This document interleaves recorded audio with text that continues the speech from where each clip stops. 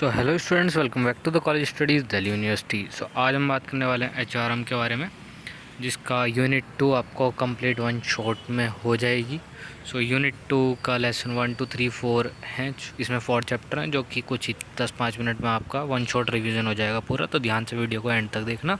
और बाकी last time revision की वीडियो एक बार एग्ज़ाम में जाने से पहले भी देख लेना, फ्लो चार्ट्स वगैरह बना देना इन टॉपिक्स को, हेडिंग्स को उठा के, तो आपका बहुत ही टाइम बच जाएगा और अच्छा मार्क्स स्कोर हो पाएंगे। तो यूनिट 2 शुरू करते हैं। जैसे कि यहाँ दे रखा है ह्यूमन रिसोर्स प्लानिंग, यूनिट 2 का चैप्टर 1 जो है, right number of people at right time for right job. इसका बेसिकली डेफिनेशन इतना बनेगा कि human resource planning is the selection of right number of people at right time for the right job. तो इतनी definition, बाकी book की language अगर आपने पढ़ी होगी तो डेफिनेशन पूरी भी बना देना। इसमें शॉर्ट पॉइंट में मैंने समझा रखा है। कैरेक्टरिस्टिक्स क्या क्या हो जाएंगे? फ्यूचर ओरिएंटेड है, कंटिन्यूस प्रोसेस है, मतलब फ्यूचर को देख के चलेगा। कंटिन्यूस प्रोसेस है मतलब जैसे कि प्लानिंग था आपका, प्लानिंग, कंट्रोलिंग, मैनेजमेंटिंग, स्टाफिंग, ये सारी चीज़ें। Then help in corporate planning, optimum utilisation of resources. Resources को चाहे वो इंटरनल या हो रिसोर्स हो या एक्सटर्नल रिसोर्सेज हो ह्यूमन रिसोर्स मैनेजमेंट में, तो उसको यूटिलाइजेशन बहुत अच्छे तरीके से, सिस्टमेटिक अप्रोच होगी ह्यूमन रिसोर्स प्लानिंग की। बहुत लॉन्ग टर्म गोल्स और शॉर्ट टर्म गोल्स को देख के चलेगा। क्वांटिटेटिव एंड क्वालिटेटिव, मतलब क्वांटिटी पे भी ध्यान देना है या प्रोडक्शन वैल्यू पे, और क्वालिटी पे भी ध्यान देना है। मैनेजमेंट रेस्पॉन्सिबिलिटी, मैनेजमेंट की सारी रेस्पॉन्सिबिलिटी होने वाली है, मतलब कैसे क्या वर्क होना है, सारी मैनेजमेंट की चीज़ें ठीक होंगी। 2 फेज्ड प्रोसेस, HRP जो है वो 2 फेज प्रोसेस, ये पॉइंट काफ़ी इंपॉर्टेंट हो जाता है। 1-2 पॉइंट भले ही छोड़ देना, लेकिन ये पॉइंट ज़रूर पढ़ लेना, आपकी SOL की PDF वगैरह में भी आपको मिल जाएगा। बाकी इसका मतलब ये 2 फेज प्रोसेस, ये कि जो मैनेजर हैं वो भी उसमें इन्वॉल्व हैं और जो एम्प्लॉयज़ हैं वो भी उसमें एम्प्लॉय, तो 2 फेज प्रोसेस है और दोनों की बेटरमेंट के लिए। Then come to the it's objective, वो कैरेक्टरिस्टिक्स थे, ये ऑब्जेक्टिव है। फोरकास्ट फ्यूचर नीड्स, फ्यूचर में क्या क्या नीड्स होंगी उसको फोरकास्ट करना। ह्यूमन रिसोर्स प्लानिंग किस लिए किया जाता है? इसलिए किया जाता है। Link human resource with organisational planning, human resource planning with organisational planning को लिंक करने के लिए, थोड़ा बैकग्राउंड नॉइज़ आ रही होगी, नेगलेक्ट करना इसको। और to assess surplus and loss, अब to assess surplus and loss मतलब कि क्या सरप्लस आने वाला है, क्या लॉस आने वाला है, उसको भी फोरकास्टिनेशन करने के लिए। और ये सेम जो लिख रखा है ये इधर से है, ऑप्टिमम यूटिलाइजेशन ऑफ रिसोर्सेज, मतलब रिसोर्सेज ऑप्टिमम ही यूटिलाइज हो, वो भी एक ऑब्जेक्टिव है। Productive bargaining and bases for management development, management के डेवलपमेंट में भी यही काम आएगा ह्यूमन रिसोर्स प्लानिंग। अब प्रोसेस क्या होगा ह्यूमन रिसोर्स प्लानिंग का, ये काफ़ी ज़्यादा इंपॉर्टेंट होने वाला है, ध्यान से देख लो। एनालाइजिंग, पहले तो पॉइंट्स देखो सिर्फ, उससे क्या समझ में आने वाला है। एनालाइजिंग ऑर्गेनाइजेशनल प्लान, ठीक है, एनालाइज कर लिया। Forecast demand for human resource, human resource की क्या डिमांड है उसे फोरकास्ट कर लिया, फिर सप्लाई को फोरकास्ट कर लिया। Then 4th point, estimating man power gaps, man power में क्या क्या गैप आ रहा है वो एस्टिमेट कर लिया। एक्शन प्लानिंग, उनके ऊपर क्या एक्शन लेना है वो उसकी प्लानिंग कर ली। फिर मॉनिटर और कंट्रोल कर लिया। अब एक बार इसके अंदर देख लेते हैं क्या क्या सिस्टम है, ठीक है। अंदर की बात, analysing organisational plan, objective and strategic plans to be analyse. Objective और स्ट्रेटेजिक प्लान, मतलब जो तुमने ऑब्जेक्टिव सेट कर लिया कि साहब ये करना है हमें फ्यूचर में, और स्ट्रेटेजी जो बनाई उसका प्लान को एनालाइज कर लिया कि ठीक है कि नहीं, ठीक है। फिर फोरकास्ट कर ली demand of human resource, human resource में किस किस चीज़ की डिमांड है, क्या क्या सीन है। Forecasting number of employ needs, कितने नंबर ऑफ एम्प्लॉय चाहिए, सेल्स का क्या बजट होने वाला है, ये सब चीज़ आएंगी इसके अंदर। और देन ये नीचे कुछ पॉइंट्स मैंने मेंशन कर रखे हैं। Technique employed in man power forecasting needing, अब मैन पावर को फोरकास्ट करने के लिए क्या क्या टेक्निक इस्तेमाल होंगी, ये पॉइंट ध्यान से पढ़ो। मैनेजीरियल जजमेंट, यहाँ दिख रहा होगा मैनेजीरियल जजमेंट। अब जजमेंट के लिए मतलब मैनेजीरियल जजमेंट बनाने के लिए मैनेजीरियल जजमेंट होना चाहिए मैन पावर फोरकास्ट करने के लिए। वर्क स्टडी मेथड यूज़ करो अगर मैन पावर की फोरकास्टिनेशन करनी है। Standard type per unit work, कितने टाइम में कितना वर्क हो रहा है ये मेजर करके, इसका मतलब होता है work study method. Then ratio trend analysis, ratios के क्या ट्रेंड है, स्वेट इक्विटी रेशियो मतलब डेट इक्विटी रेशियो, ये सारी चीज़ें। Then fourth is mathematical models. अब मैथमेटिकल मॉडल्स में क्या देखेंगे, relation between independent and dependent variables. जो इंडिपेंडेंट और डिपेंडेंट वेरिएबल्स हैं उनका रिलेशन बनाएंगे इसमें, ठीक है। ज़्यादा कुछ पेलने की ज़रूरत नहीं, सिर्फ इतनी लैंग्वेज पेल देना, आपको रिलेशन बनाने को नहीं आएगा। Then come to the next point, forecasting supply of HR। अब HR में क्या क्या सप्लाई होनी चाहिए, डिमांड देख ली पहले हमने, अब सप्लाई की बात चलेंगे। तो सप्लाई निकालने के लिए फॉर्मूला है, सिंपल सी बात है, इसे ही लैंग्वेज में लिख देना, फिर फॉर्मूला बना के लिख देना। Future internal supply of human resource is equals to present inventory of HR। अभी जो इन्वेंट्री है तुम्हारी रखी उसमें पोटेंशियल ऐड कर दो minus potential losses, potential addition minus potential losses. तो ये सिंपल सा फॉर्मूला है। फिर एस्टिमेटिंग मैन पावर गैप्स। अब मैन पावर गैप देखना है तो क्या, compare demand forecast and supply forecast. अब डिमांड और सप्लाई फोरकास्ट क्या थी, ये दूसरा और तीसरा जो पॉइंट पड़ा है ना, इनके बीच में जो गैप आ रहा, डिमांड वो रहा फोरकास्ट डिमांड और फोरकास्ट सप्लाई, तो इन दोनों के बीच में जो गैप है इन्हें कंपेयर करना है, तो मैन पावर गैप निकल जाएगा। Then action planning for deficit, मतलब लॉस वगैरह आ गए तो रिडिप्लॉय कर दो, मतलब कि एम्प्लॉयमेंट देना, यहाँ डिप्लॉय कर दो, लोगों को हटा दो, ट्रांसफ़र कर दो अलग डिपार्टमेंट में, अगर लॉस आ रहा कि बंदा यहाँ ठीक काम नहीं कर रहा कहीं और भेज दो इसे। मॉनिटरिंग एंड कंट्रोल, अब कंट्रोल करो और मॉनिटर करो, ध्यान रखो सारी बातों। Auditing the utilisation of man power, man power की यूटिलाइजेशन तमीज़ से हो इसलिए ऑडिट करो, मतलब चेंजेस करते रहो। Measuring the efficiency of man power, efficiency कितना एफिशिएंटली काम कर रहा है, उसका मनी भी कितनी पेड हो रही है और टाइम कितना कंज्यूम हो रहा, ये सब। Analysing exist interviews for better retaining man power.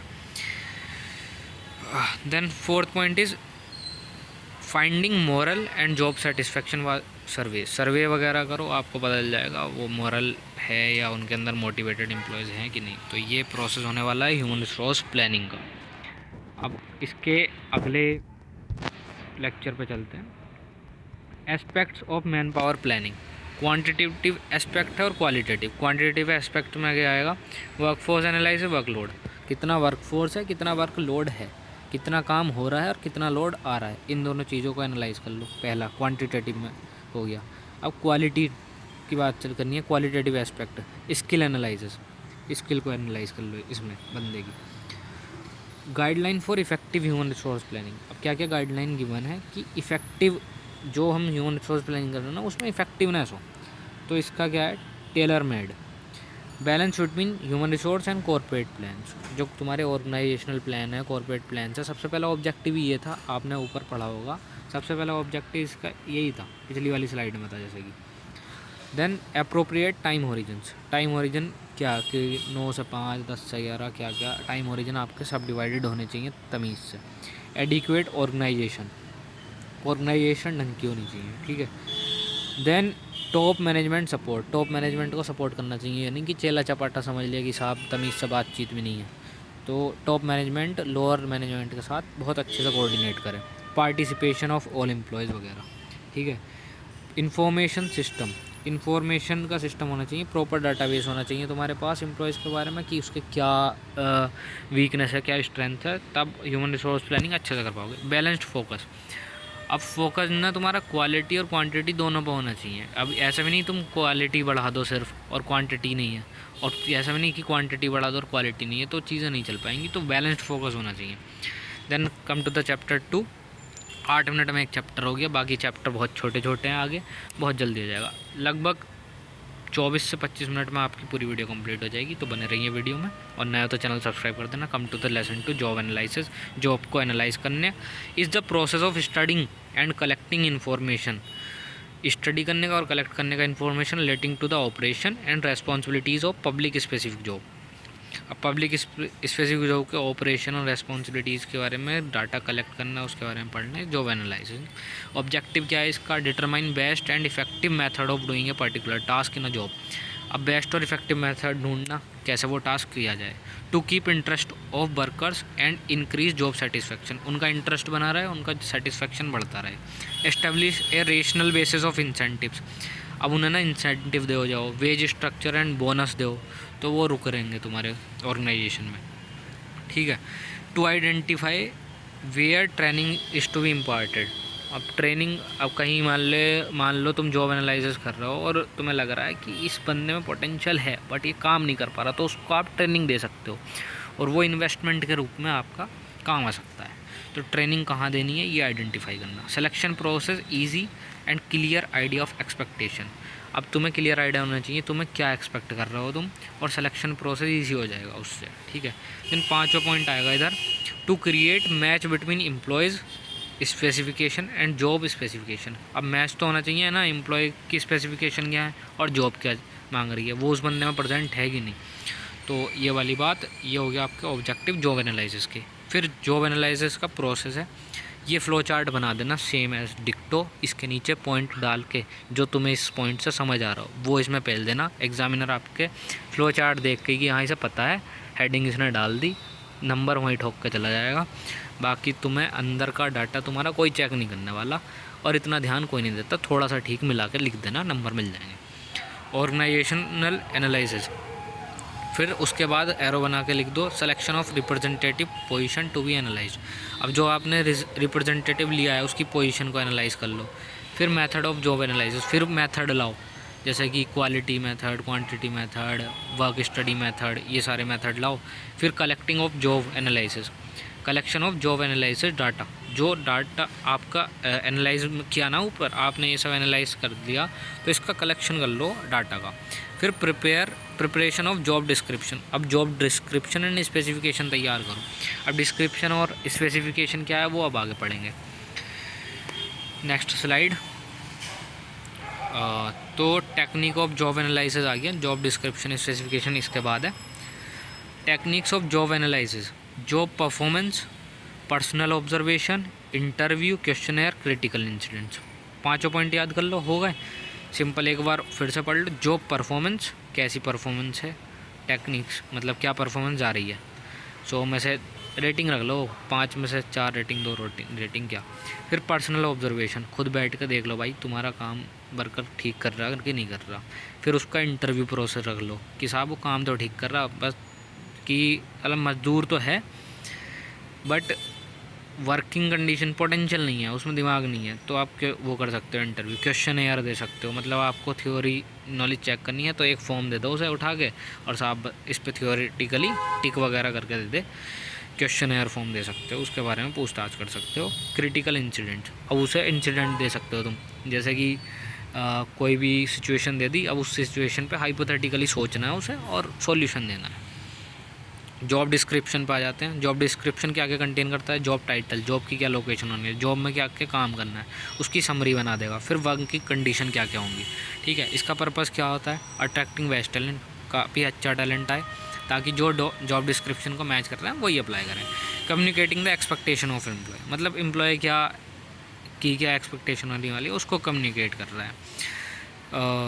Guides with the selector and recruiter, अब जो सेलेक्टर या रिक्रूटर जो आपको सेलेक्ट करने बैठा होगा वो गाइड, उसको एक गाइडेंस मिल जाएगी जॉब डिस्क्रिप्शन से।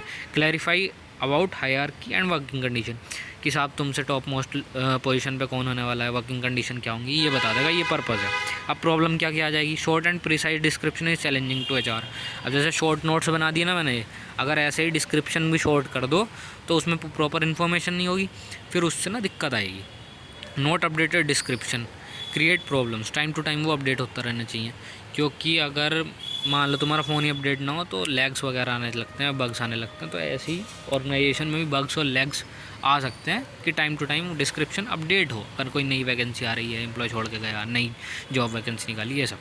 डिक्रीज़ ऑर्गेनाइजेशनल फ्लेक्सिबिलिटी, अब फ्लेक्सिबिलिटी नहीं रहती जॉब डिस्क्रिप्शन से। मान लो एक स्पेसिफिक टास्क के लिए जॉब डिस्क्रिप्शन दे दिया आपने, तो वो मल्टीटास्किंग नहीं हो पाएगा, फ्लेक्सिबिलिटी नहीं रह पाएगी, ये सारी चीज़ें। जॉब स्पेसिफिकेशन क्या होता है, उसमें देखते हैं क्वालिफ़िकेशन, एक्सपीरियंस रखेंगे, स्किल क्या क्या होनी चाहिए, पर्सनालिटी टेस्ट रख लेंगे, ट्रेनिंग देने का वो रख लेंगे, रेस्पॉन्सिबिलिटी क्या क्या होंगी, ये सब रख लेंगे। अब इसका क्या पर्पज़ है, determining whether candidate qualified to apply और नॉट। अब इसमें डिटरमाइन करेंगे कि ये क्वालिफाई भी है नहीं अप्लाई करने के लिए वो। फिर support HR team in recruitment process, वही सेम चीज़ कि HR टीम को हेल्प करेगा सिलेक्शन के प्रोसेस में। Keep record of details, the work role and qualification need for job. अब रिकॉर्ड रखेगा उसकी डिटेल्स का, उसका वर्क रोल क्या होने वाला है, क्वालिफिकेशन नीड फॉर जॉब। चौथा, goal set for job and expected behaviour. अब क्या क्या गोल्स सेट कर दिए गए जॉब के से रिलेटेड और उसका बिहेवियर क्या एक्सपेक्ट कर रहे हैं वो, ये सारी चीज़ें स्पेसिफिकेशन में आ जाएगी, job specification. Come to the next part, lesson 3, 2 chapter complete 15 minute में, ये वाला 7 मिनट में हो गया, देख लो। Then recruitment and selection. Recruitment का मतलब हो गया persuading qualified individual for open position. Persuade करना मतलब तुम उससे पहुंच कर रहे हो और आप बुला रहे हो या उसे, persuading qualified individual for open position, ठीक है। सिलेक्शन का मतलब क्या होगा, locating and choosing the most qualified applicant. अब तुमने बुला लिए, बंदे आ गए, जैसे एसएसबी का इंटरव्यू होता है, सबको बुला लिया जाता है और उसमें छांट देंगे, जो बेस्ट नहीं है उसको काट देंगे। ऐसे कहा जाता है selection is a negative process that reject the candidates and select the best one. तो अच्छे कैंडिडेट को तो आप चूज़ कर लिया, बाकी सबको, ज़्यादातर लोग ना इसमें रिजेक्ट ही होते हैं, तो ये वाला काम हो जाएगा। Then sources of recruitment, internal and external. Internal recruitment में क्या क्या आ जाएगा, ट्रांसफ़र कर लिया, प्रमोशन कर लिया, डिमोशन कर लिया, एक ही बात है। एम्प्लॉय रेफरल्स, जैसे कि एम्प्लॉयज़ हैं, उसने कोई रेफरल्स कोड जैसे कि रेफ़र किया कि साहब हमारा ये वाला एम्प्लॉयज़ है, इसको सेलेक्ट कर लो, ये सारी चीज़। देन उसके मेरिट्स क्या हो जाएंगे, no expense on advertisement, advertisement नहीं करना पड़ेगा जब अंदर से ही तुम्हें बंदा मिल रहा है काम करने के लिए। Suitable candidate recruitment, suitable candidate होगा वो, रिलायबल होगा, नॉलेज एब्सोल्यूट कैंडिडेट वर्किंग, उसके काम करने के बारे में आपको पता होगा, इंटरनली आप सेलेक्ट कर रहे हो या प्रमोशन कर दिया किसी बंदे का या ट्रांसफ़र कर रहे हो तो आपको पता है। सेटिस्फाइंग, अब वो सेटिस्फाई करेगा सारी नीड्स को। दैन डीमेरिट्स क्या हो गए, लिमिटेड चॉइस, अब बहुत ही कम बंदे होंगे ना, लिमिटेड चॉइस हो गई कि आप ज़्यादा बंदों को सेलेक्ट नहीं कर सकते, वाइड रेंज नहीं होगी। इनब्रीडिंग, डिस्करेज टैलेंट, अब जो टैलेंटेड लोग हैं ना उनको डिस्करेजमेंट होगा कि बाहर से कोई वैकेंसी ले ही नहीं रहा, अंदर से अंदर ही प्रमोशन कर रहा हो, ये कर रहा हो, वो कर रहा हो, काम बन रहा है अंदर ही अंदर। दैन इनएफिशिएंट होगा, lengthy service, not to work hard. अब मतलब यही है कि कोई बंदा छोटी पोस्ट पे था, वो बड़ी पोस्ट पे चला, उसका कोई वर्क हार्ड नहीं करना पड़ा कि साहब फिर से मुझे इंटरव्यू देना या कुछ ये सब करना, इंटरनली रिक्रूट कर लिया उनको directly. Then come to the second point, external recruitment, मतलब बाहर से रिक्रूटमेंट कर लिया। डायरेक्ट रिक्रूटमेंट, डायरेक्टली मतलब एक प्रिंट आउट छाप दिया और लगा दिया कि साहब आ जाओ, जिसे जॉब चाहिए, और आके ले गए वो जॉब। मीडिया एडवर्टीज़मेंट, अब मीडिया में एडवर्टाइज टीवी पे ऐड चल रहे हैं, सोशल मीडिया पर चल रहे हैं, तो उसमें पैसा भी जाएगा, ठीक है। एम्प्लॉयमेंट एजेंसीज़ वगैरह को दे दिया, जैसे कि ये मान लो ठेकेदार, नौकरी लगवाने के ठेकेदारों को वो दे दिया कि साहब उसके पास कोई एम्प्लॉय वगैरह आएगा कि वैकेंसी है, वो बता सकता है, एक मीडिएटर का तरह काम करेगा। एजुकेशनल एंड कैंपस रिक्रूटमेंट, अब स्कूल से कॉलेज, स्कूल से तो कम ही होता है, कॉलेजेस वगैरह से जो ऐसा होता है ना, प्लेसमेंट सेल बना हुआ है, वहाँ कंपनीज आ रही हैं और बच्चों को सेलेक्ट करके ले जा रही, तो वो एक्सटर्नल रिक्रूटमेंट और कैंपस रिक्रूटमेंट ही से कह देते हैं। तो ये पॉइंट अच्छा करके लंबा पेल देना, काम बन जाएगा। लेबर कॉन्ट्रैक्टर्स, अब कॉन्ट्रैक्ट, लेबर कॉन्ट्रैक्टर, ये ठेकेदार वाली बात ही आ गई कि उसमें वो खुद भी वर्कर है और उसके नीचे भी 100 वर्कर है, बट इसमें एक डिसएडवांटेज ये होता है, अगर लेबर कॉन्ट्रैक्टर जो है अगर वो काम छोड़ के जा रहा है तो उसके पीछे पीछे 100 बंदे भी छोड़ के चले जाएंगे, तो इसको ज़्यादा कंक्लूड करते नहीं है। टेलीकास्टिंग, टीवी पे एडवर्टीजमेंट कराना, ब्रॉडकास्ट कराना, FM रेडियोज़, ये सारी चीज़ें। Then come to the next, अब इसके मेरिट डिमेरिट देख लो। क्वालिफाइड पर्सनल मिलेगा, वाइडर चॉइस होगी, फ्रेश टैलेंट होगा तुम्हारे पास, कॉम्पिटिटिव स्पिरिट बनी रहेगी लोगों में कि साहब कम्पीट करेंगे अगर बाहर से लोग आए हैं तो। दैन डिमेरिट्स क्या क्या हो गई, डिससेटिस्फेक्शन अमंग एग्जिस्टिंग स्टाफ, जो पहला से स्टाफ है उसमें डिससेटिस्फेक्शन आ जाएगा कि कम्पिटेंसी बढ़ जाएगी, अब ये सारी चीज़ें। अनसर्टेन रेस्पॉन्स आएगा, मतलब रेस्पॉन्स आपको सर्टिनिटी नहीं है कि ठीक है बंदा नहीं है, तो अनसर्टेन रेस्पॉन्स हो सकता है। लेंदी प्रोसेस हो जाएगा बहुत सारा कि साहब पहले एडवर्टीज़ करो, फिर पैसा लगाओ, लोग आएंगे, उनको सेलेक्ट करो, पहले देखो जॉब रिक्वायरमेंट्स को मीट कर रहा है कि नहीं कर रहा। देन कॉस्टली प्रोसेस हो गया, पैसा ज़्यादा फूक रहा है, बता दिया होगी, ठीक है। सिलेक्शन प्रोसीजर क्या क्या होने वाला है, रिसेप्शन, फेवरेबल एप्लीकेंट्स, मतलब रिसेप्शन पे आपको फेवरेबल एप्लीकेंट्स वगैरह देखने को मिल जाएंगे। स्क्रीनिंग इंटरव्यू, इसको ना फ्लो चार्ट बनाना, पहले एक बॉक्स में डाल देना रिसेप्शन, एरो लगा के स्क्रीनिंग इंटरव्यू, फिर एरो लगा के application blank, form after screening, मतलब स्क्रीनिंग के बाद एक फॉर्म तैयार किया जाता है वो, फिर उससे जो डाटा निकल जाएगा वेटेड एप्लीकेशन ब्लैंक, मतलब इसमें सेलेक्टेड कैंडिडेट, फिर सिलेक्शन टेस्ट करेंगे वो जो सेलेक्टेड कैंडिडेट हैं उसमें से छांट लिए जो उसका सिलेक्शन टेस्ट होगा। अब टेस्ट 3 टाइप का होगा, intelligence test, personality test, aptitude test. Intelligence test में उसको बेसिक नॉलेज की वो कितना अडेप्टेबल है, पर्सनैलिटी में उसका बिहेवियर चेक करेंगे, और एप्टीट्यूड में क्रिटिकल थिंकिंग कैसी है, मतलब कंडीशन दे दी, सॉल्यूशन, हाइपोथेटिकल, ये सारी चीज़ें। सिलेक्शन इंटरव्यू, अब इंटरव्यू होगा फाइनल, जो मेन इंटरव्यू है वो ये है।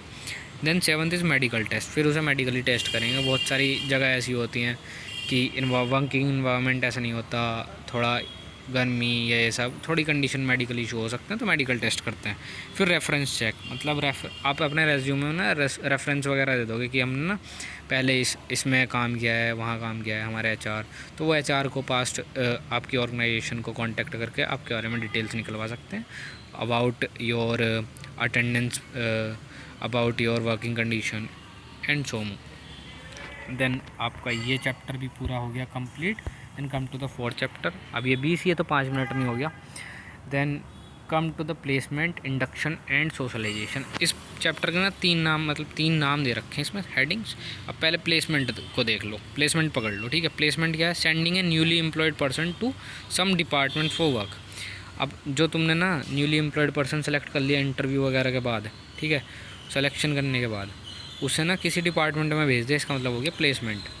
इंपॉर्टेंस क्या है, no issue of employer turnover, उसके टर्नओवर का कोई इशू ही नहीं होगा। अगर वो उसका काम में मन लग रहा है ना तो उसको कभी पे स्केल से कभी दिक्कत नहीं आएगी। अगर बंदे का मन काम में है तो वो 40,000 की जगह ना 38,000 में खुश रह लेगा, 35,000 में खुश रह लेगा, 4-5 हज़ार का अंतर चल जाएगा उसको, ठीक है। Absent rate will low, absent कम होगा। प्रॉपर पोजीशन मिलेगी तो उसका मोरल इंक्रीज़ होगा।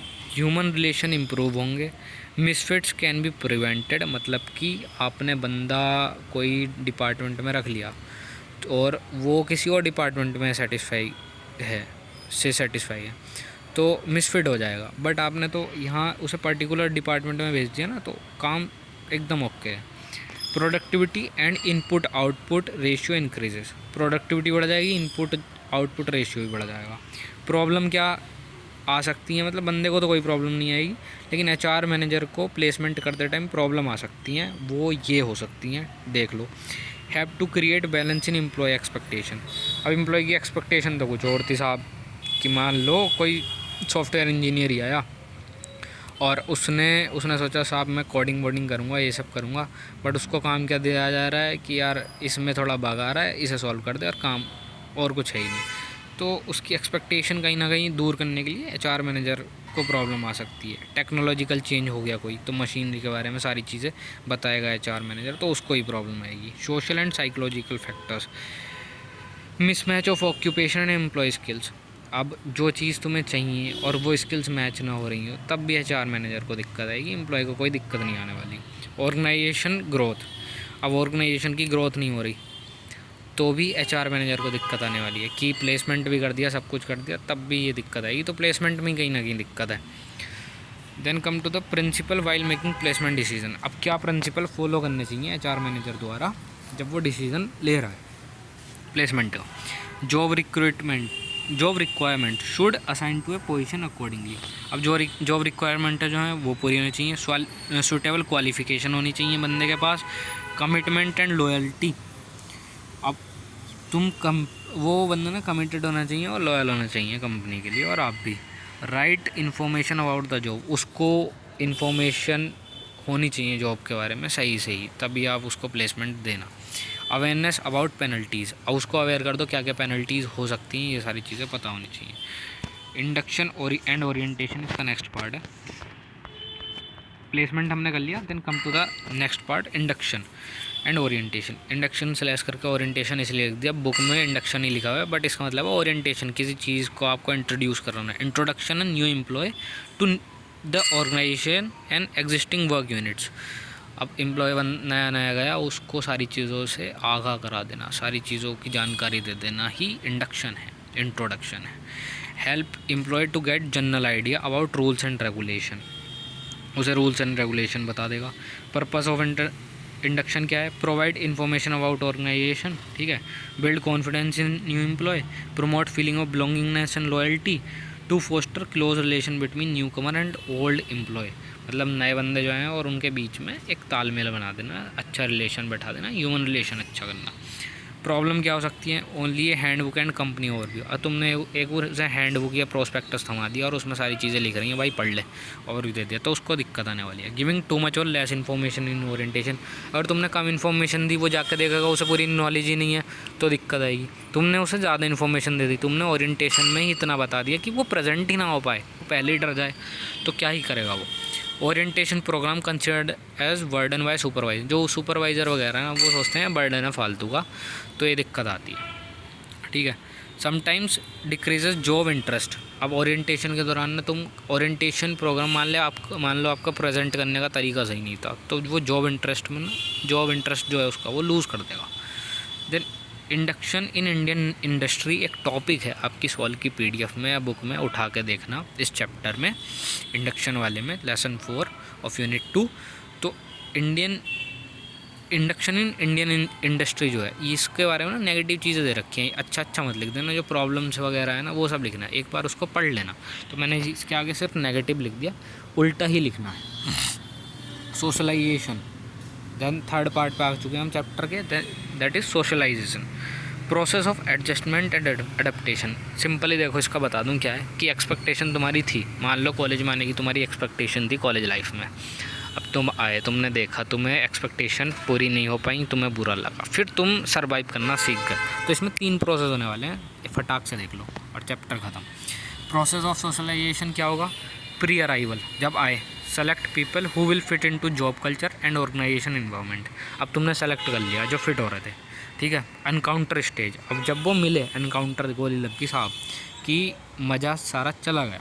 Employ bump into real working condition, अब उसकी जो एक्सपेक्टेशन थी वो तो छोड़ो, अब रियलिटी में आ चुका है, वो बियॉन्ड एक्सपेक्टेशन आ चुका है।